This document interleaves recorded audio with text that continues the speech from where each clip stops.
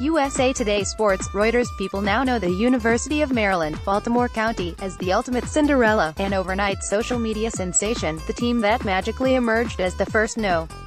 16 seed to defeat a number 1 seed in the history of the NCAA men's basketball tournament. But our story is far less fairy tale than it is classic American dream.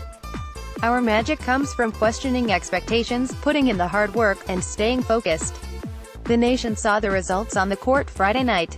My colleagues, students, alumni, and their families came to the game knowing the team would give the game their all. Our men's basketball team embodies our definition of grit. We knew the players were bringing both passion and preparation to the game. We knew that they would listen to the guidance of head coach Ryan Odom, support one another, give their individual best, and get tougher and tougher as the game went on. Nevertheless, like the rest of the world, we were stunned, not only by the outcome, but by their execution to the end. Everybody thought it couldn't be done because it hadn't been done. And then we did it.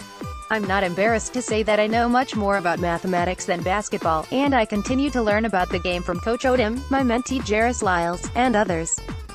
What impresses me about this team is its can-do attitude, one that said that even though they had lost 23 games in a row to Vermont, we could win the 24th and the America East Conference Championship. An attitude that said that, despite the odds, they could beat Virginia, an outstanding team from one of the oldest, wealthiest, and most respected public institutions in the country. What makes our story so appealing is that the players not only have a strong sense of self, they have hope.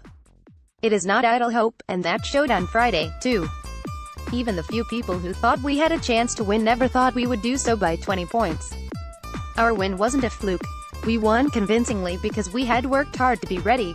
Rigorous preparation can lead people to reach goals they didn't think were possible. We've defied the odds before. 3 decades ago, nobody believed you could close the achievement gap between white and underrepresented minority students, who were disproportionately likely to be lower income and to be less academically prepared, without adjusting academic standards.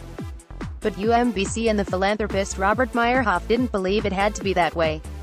We believe you could set high expectations and, with appropriate support, not only help minority students succeed but also excel in some of the toughest fields.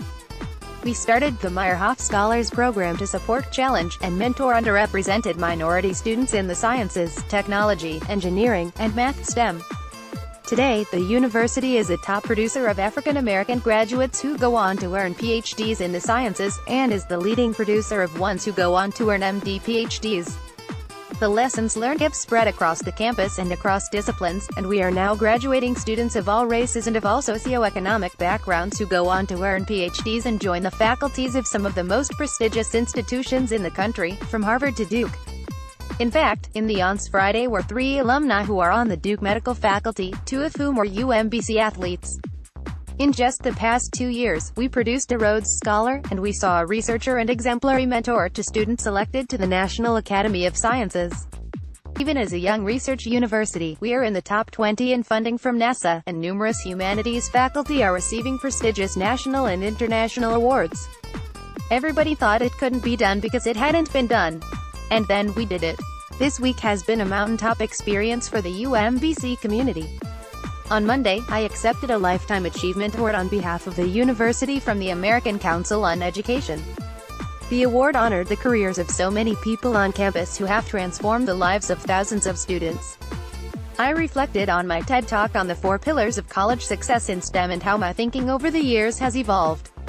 I've come to appreciate that the pillars are true not only for science but also across academic disciplines and in other aspects of education: setting high expectations, building community, having experts draw people into the work and building relationships, and evaluating results and revising strategies.